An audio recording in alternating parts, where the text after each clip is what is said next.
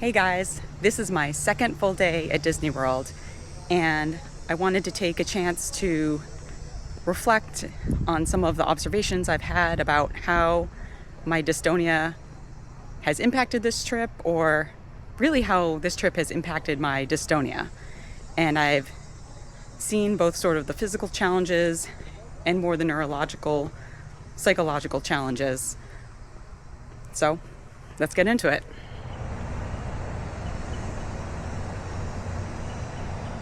Physically, my dystonia has been great. I have felt pretty steady on my left foot for the most part. I haven't felt like any really times where I took a step and it turns, which happens less and less, but sometimes I'll still, like, if I lose focus, it will still kind of get the best of me. And this is really fantastic because if you've watched my video about if I was going to get that second round of Botox before we went on this trip, I was really nervous it was going to wear off in between like my 13-week appointment and this trip.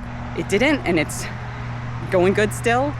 It will be 16 weeks tomorrow, so 4 months since I had that Botox injection, and it's either still working great or I've gotten a lot stronger, or just the dystonia is giving up its hold on me, so I feel really good about that.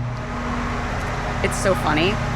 Since I've started filming videos, it's like I really notice how much noise is around me all the time, whether it's walking around my neighborhood or here at Disney World. And it's like you can't get away from the yard work, from like the leaf blowers. Like, it's so loud. So I'm just trying to find some quiet, people. Come on, please, please. Physically, where I have not felt so great was really yesterday. It was like our first full day, and we did Epcot, and there was a lot of standing, hard pavement surfaces. We did almost 10,000 steps before lunch, which I was kind of like, why are my feet hurting so much? And I was like, well, it's just probably most people feel like their feet hurt at Disney World. This is probably just something that's normal and I'm not used to. So they felt like they were like burning, like they were on fire, and there were both of them. So like it's not related to the dystonia at all, but like when anything happens to me now that is just like there could be another problem, I'm like freaking out. I keep looking at this as this is my marathon. This is 9 full days at Disney. This is more physical activity I have done since January. Things are gonna hurt. Things probably should hurt. For normal people, they hurt. So I just keep trying to nail that into my head that this is the truth. Another physical positive is I can really see where physical therapy has helped me with my strength, because I was immobilized for so long and really had a good chunk of 2 months where I didn't walk at all or do anything. I just got so weak everywhere, as you can imagine. Even like my quads, like going downhill was really difficult, more so honestly than going uphill. And because of my foot surgery on my left foot, and of course then the dystonia on my left foot, I went up and down my stairs, my right foot first, for months, like even longer than those 8 weeks, like months I've been doing that. And only like the last month or so, I've really been like, we have to alternate feet. We have to be comfortable with that, and also not hold on to the handrail. So with being at Disney, so there's a lot of ramps, there's a lot of stairs, there's a lot of like uneven ground. You have to be really careful. Like for instance, Main Street USA, there are those railroad tracks. And fortunately, because I am a die-hard Run Disney person, I know the streets, I know the sidewalks, I know where there's the curb when you enter Magic Kingdom, where if you're not careful, you're gonna break your ankle. So I know the landscape well, so that's helped. But I can tell that physically, my strength is so much better and my balance is so much better. And that is absolutely fantastic. I, of course, also, as one must do, brought 2 pairs of sneakers, both running shoes, because you are in for, again, a marathon when you go to Disney, whether you run marathons or not. It is a long day. You are on your feet. It is mostly on like pavement or hard surfaces. So don't wear flip-flops, people. Don't wear flip-flops.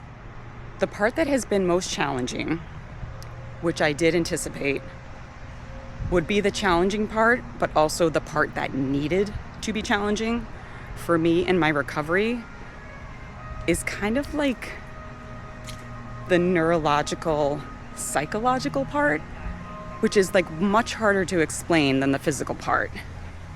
I think people can understand dystonia in that like you can physically see it when somebody has it, but there's like this whole internal part which people can't see, which is really difficult and also really hard to explain.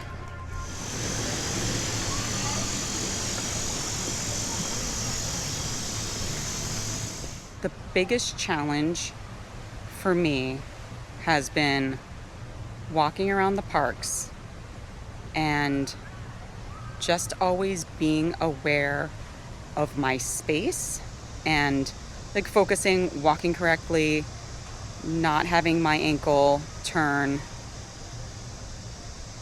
But at Disney, there's a billion other people around you, and they all move unpredictably. Like, they don't all move unpredictably, but there's a lot of people that move unpredictably. And as you can imagine, there's like kids darting across in front of you, and there's strollers, and there's ECVs. And I knew this would be hard. I'm hyper aware of everyone around me and just trying to anticipate like what their movement is gonna be in case they do something like dart in front of me or like step on my foot or something like that. And I'm so afraid that I'm just gonna like not be prepared for it and I'm gonna fall over or I'm gonna trip. And so much of that, I'm sure, is just anxiety and nervousness and like not being confident that I have worked so hard on my balance and that I won't fall over, because I've never fallen over. Fortunately, I've never fallen over from my dystonia. All I've done is a couple times kind of like scuffed my foot and tripped, but that's also a result of the Botox. But I'm so terrified of that. So I don't really know what that is. If that's just based, again, like in anxiety or like lack of confidence, or if that's like a part of me not sometimes feeling like I know where my foot is in space. The crowds didn't really start coming in until like 10:30 or so. So there just weren't a lot of people around me. Initially there was a little bit of like the rush when they let you in for rope drop, which is a lot like a race. You're all kind of bunched in together. People are trying to find like their little path, and people are trying to figure out their paces and where they're going. Like, are we going to Soarin'? Are we going to Remy? Like, what are we doing? So that wasn't too bad. And it's only like a couple minutes just while people like sort themselves out. And then it was a Sunday, and it's food and wine. So, the masses start coming in for 11 o'clock when World Showcase opens, and then when most of like the food and beverages open, like all the different carts that they have. So I started either like it was because there was like way more people, or maybe I kind of like reached my like couple hours limit of like focusing and concentrating. I just started to get very like really nervous. I kind of do these things which, again, like somebody looking at me is like, she doesn't have a problem, she's fine. But if you saw me, I stiffen up kind of like and I'll like count to myself, because when I was relearning how to walk, like sometimes I would literally just recount my steps, or say like step, step, step, step, or walk, walk, walk, walk. So sometimes the counting is very like comforting to me, and I can kind of focus on just like 1, 2, 3, 4, 1, 2, 3, 4, and keep it in a rhythm, which helped. But I probably looked like a total weirdo. That's okay, because I'm here. I'm at Disney World and I can do it, and I'm not here on a mobility scooter. So this is a win for sure.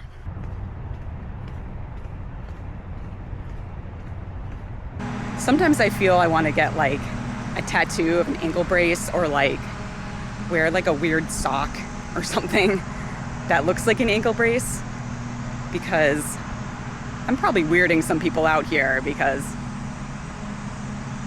if there's like a crowd of people or like young kids that are kind of running around, or people that like don't know where they're going, and I just like stand back and I'm like, you just go first and you do what you need to do, like I'll wait, and then I will proceed after you when I know I have like the space and you're out of my way, and like I can focus. People probably think I have social anxiety or a germaphobe or whatever it is, but it's not that at all. It's a whole other weird thing. A place to sit, unfortunately not a quiet place to sit.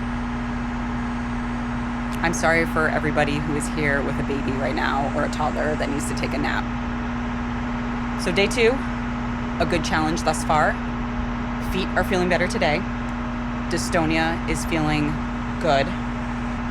Working very hard on the neurological, psychological aspect. It's all in there. Just my wires got crossed, and they can get uncrossed. We have 1.83 miles and about 36 minutes. I've already done 10,000 steps this morning, so it's time to wrap this up, definitely. I still have 7 full more days here, including the rest of today, the afternoon. So it's a marathon, not a sprint. So I gotta take it slow and steady, and I will keep building my confidence. I will keep working on the psychological aspect of all of this. It's hard, but I'm so happy to be here, and it's a really good test, and it will help me so much more for when I get back home and I start to try to run again.